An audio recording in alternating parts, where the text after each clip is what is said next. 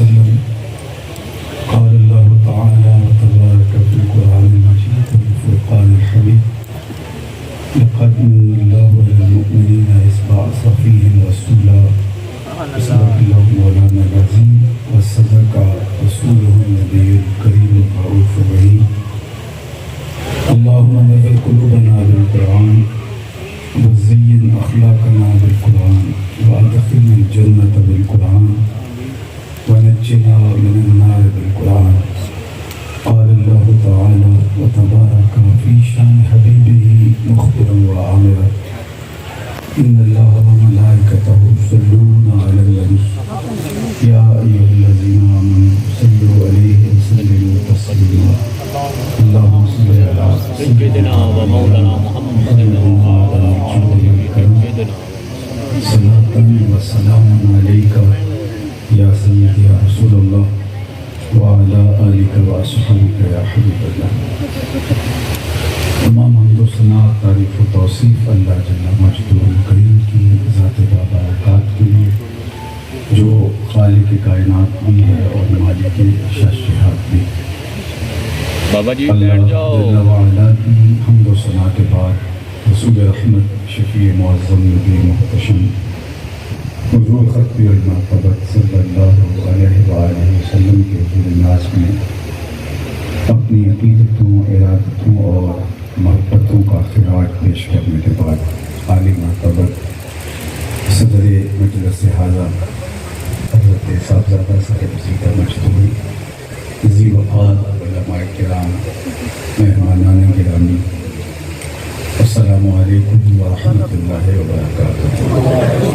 آج کی منعقدہ تقریب ہمارے میزبان مکرم جناب چودھری ساجد علی صاحب کے والدین کے اصال ثواب کے لیے انعقاد پذیر ہے اور اس کا عنوان حضور نبی رحمت صلی اللہ علیہ وسلم کا میلاد ہے. ذکر رسول کی برکتوں سے اللہ ان کے والدین کی قبروں کو منور کشادہ خوشبودار اور ٹھنڈا فرمائے اور ہم سب کے ماں باپ کی مغفرت فرمائے. حضور علیہ السلام کا تذکرہ رحمت موسم میلاد ہے تو گلی گلی ہو رہا ہے. ویسے تو کائنات کا کوئی گوشہ کونا ایسا نہیں ہے جہاں حضور کا ذکر نہ ہو رہا.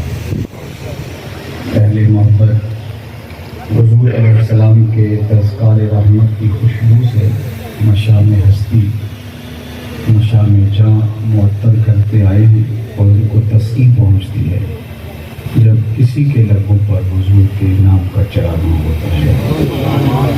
میرے شہر کے ایک پنجابی شاعر ہیں ڈاکٹر اسحاق، انہوں نے کہا تھا تینوں سینے دی میں ٹھنڈ آکھاں تینوں سینے دی میں ٹھنڈ آکھاں شہد گلاب تے کھنڈ آکھاں. دل آویز اور میٹھا نام ہے اور روحوں تک اتر جاتا ہے. اور اگر ان کی مدح و توصیف میں کچھ نہ کہا جائے، صرف ان کا نام لے لیا جائے تو یہی ان کی مدح و ثنا ہے کہ محمد ہوتا ہی وہ ہے جس کی بار بار تعریف کی جائے. قریش مکہ نے باہم بیٹھ کر کے کہا کہ تم عجیب لوگ ہو، محمد بھی کہتے ہو اور عیب جوئی بھی کرتے ہو. تم تو اہل زبان ہو، تمہیں تو پتہ ہے اس لفظ کا مفہوم کیا ہے. تو اگر عیب جوئی کرنی ہے، سب کو شتم کرنا ہے تو پھر نام بدل لو. اور اگر یہی لفظ بولنا ہے تو پھر ممکن ہی نہیں ہے کہ یہ لفظ بول کر اعانت کی جائے. تو تم تو اس مضمون کو سمجھتے ہو. تو انہوں نے کہا ٹھیک ہے، ہم آج کے بعد محمد نہیں کہیں گے، مزمم کہیں گے. اور اس طرح مزمم کہہ کے اپنے دل کے خوب سے باطن کا اظہار کرنے لگے. تو کسی نے آ کے حضور علیہ السلام کو بتایا، صحیح بخاری میں یہ روایت موجود ہے. تو آقا کریم علیہ السلام نے اس کی پریشانی دیکھی تو کہا تم کیوں پریشان ہو؟ خدا نے دیکھا نہیں قریش کے منہ کو کیسے پھیر دیا. یشتمون مزمما و یلعنون مزمما وانا محمد. وہ فرمایا وہ کسی مزمم کو گالیاں دے رہے ہیں، میرے رب نے تو مجھے محمد بنایا. محمد ہوتا ہی وہ ہے جس کی بار بار تعریف کرنے والا تھک جائے تعریف ختم نہ ہو. قلم ٹوٹ جائیں، زندگیاں لد جائیں، لیکن تعریف ختم نہ ہو۔ تیرے اوصاف کا ایک باب بھی پورا نہ ہوا، زندگیاں ختم ہوئی اور قلم ٹوٹ گئے، ساری زندگی بھی ان کے نام کا چراغاں کرتے رہے۔ میں تو یہ بات کہا کرتا ہوں میلاد کے موسم میں کہ ہمارے بدن پہ اتنے بال نہیں ہیں جتنے رسول اللہ کے احسان ہیں۔ ہمارا بال بال کا زیر رسالت میں جکڑا ہوا ہے، ساری زندگی بھی ان کے نام کا چراغاں کرتے رہیں، حق کے شکر پھر بھی ادا نہ ہو۔ اللہ اکبر۔ اور یہ ہمارے لیے اعزاز ہے، فخر ہے ہمارا کہ ہمیں ان کی مدح و ستائش کی توفیق نصیب ہوئی۔ یہ اللہ کا انتخاب ہوتا ہے کہ وہ کس کو یہ توفیق عطا فرماتا ہے، کس کے لیے یہ مقصود ہوتا ہے کہ ان کی مدح میں زبان کھول دے۔ اللہ اکبر۔ چلو میں تمہیں سب سے پہلے ایک مجلس میں لیے چلتا ہوں جو دور رسالت مآب صلی اللہ علیہ وآلہ وسلم میں ہی انعقاد پذیر ہوتا ہے۔ مسجد نبوی کا صحن صحابہ سے جگمگ جگمگ کر رہا ہے اور مجلس بپا ہے حضور کے ذکر کی، شکرانے کی، حمد و مدح و ثنا کی۔ تو آقا کریم خود جلوہ گر ہو جاتے ہیں۔ کیا خوش نصیب لمحے ہو، کیا گھڑیاں تھیں کہ جس مجلس میں خود حضور جلوہ فراز ہو جاتے ہیں۔ تو صحابہ بیٹھے تھے تو تشریف فرما ہوئے، کہا ما اجلسکم، تمہیں کس چیز نے بٹھا رکھا ہے؟ ما اجلس، جلسہ کاہے کا ہے، کیوں بیٹھے؟ تو انہوں نے جو جواب دیا وہ سنی۔ انہوں نے کہا جلسنا نذکر اللہ ونحمدہ علی ما ہدانا لدینہ ومن علینا بک۔ ہمارے بیٹھنے کا مقصود یہ ہے کہ ہم اللہ کی حمد بھول رہے ہیں، اس کی تعریف کر رہے ہیں، اس کا شکر بجا لا رہے ہیں اس بات پر کہ اس نے ہمیں ہدایت دین دی اور آپ کی صورت میں ہمارے اوپر انعام فرمایا۔ ومن علینا بک، آپ کی صورت میں ہمارے اوپر انعام فرمایا۔ اب آپ سے اگر کوئی یہ پوچھے کہ کیوں بیٹھے ہو، دوپہر سے لے کر اب تک عصر ہونے کو ہے تو کیوں بیٹھے ہو، تو آپ کا برجستہ جواب یہی ہوگا حضور کا ذکر سننے آئے ہیں، تو بات یہی ختم ہو جاتی ہے۔ لیکن آپ سے کوئی اس پر حلف لے تو آپ کو تعجب ہوگا۔ فرمایا کیوں بیٹھے ہو، کہا کہ اللہ کی حمد بولنے بیٹھے، اللہ نے آپ کی صورت میں جو انعام فرمایا ہے اس پر شکرانہ ادا کرنے بیٹھے ہیں۔ تو فرمایا کیا قسم دے سکتے ہو اسی لیے بیٹھے ہو، حلف اٹھا سکتے ہو؟ تو صحابہ کو حیرت تو ہوئی ہوگی، لیکن انہوں نے بس جستہ کا جی حضور ہم حلف اٹھا سکتے ہیں۔ تو یہ صرف بات تک محدود نہیں رہی بات، بلکہ فرمایا اچھا پھر حلف دو۔ باقاعدہ صحابہ نے قسم اٹھائی اور حضور نے ان سے قسم لی۔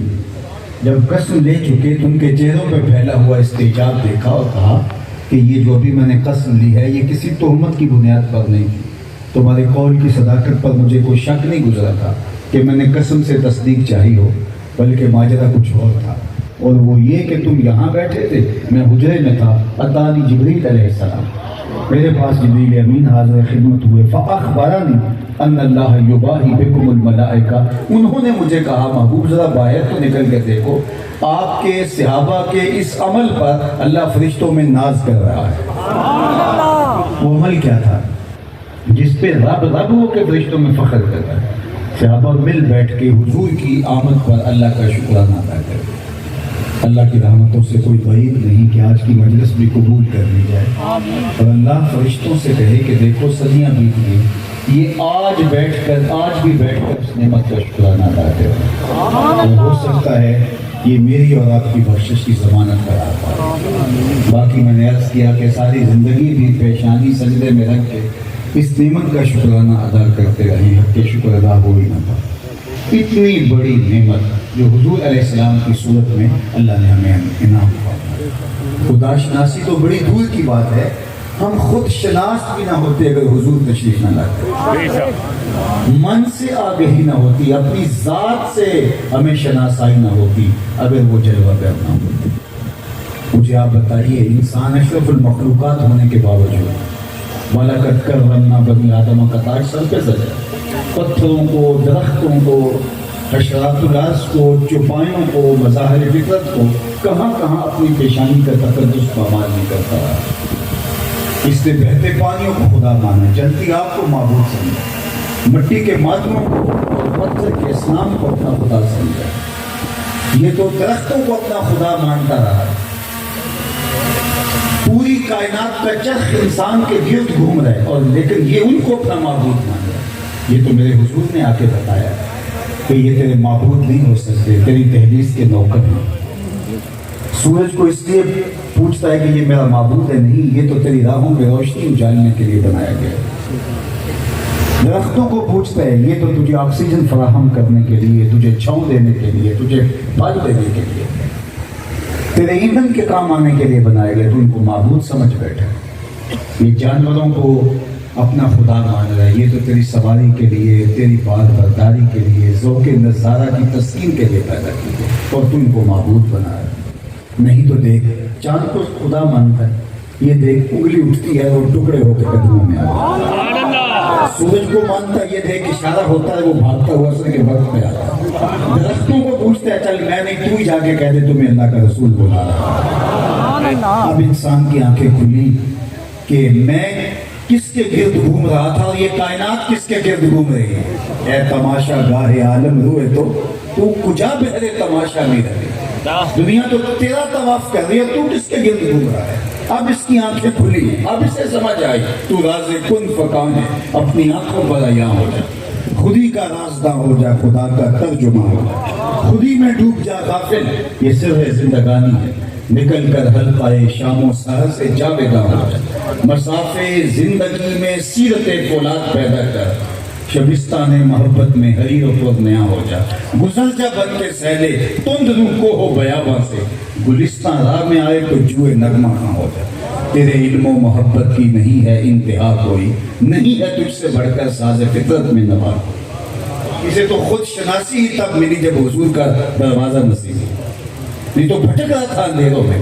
اب اسے سمجھ آئی کہ یہ کون ہے، اب اسے بتایا جا رہا ہے کہ ستاروں سے آگے جہاں اور بھی، اب اسے سمجھ آئی، کانپتا ہے دل تیرا، اندیشہ ہے طوفان سے کیا، نا خدا تو، بحر تو، کشتی بھی تو، ساحل بھی تو، دیکھ آ کر اونچائے چاکے گرے بامیں کبھی، کیس تو، لیلا بھی تو، صحرا بھی تو، محمل بھی تو، وائے ناکامی کہ تو محتاج ساکی ہو گیا، میں بھی تو، مینا بھی تو، مستی بھی تو، حاصل بھی تو، آہ کس کی جستجو آوارہ رکھتی ہے تجھے، راہ تو، رہرو بھی تو، رہبر بھی تو، منزل بھی تو، بے خبر تو جوہر آئینہ ایام ہے، تو زمانے میں خدا کا آخری ہے۔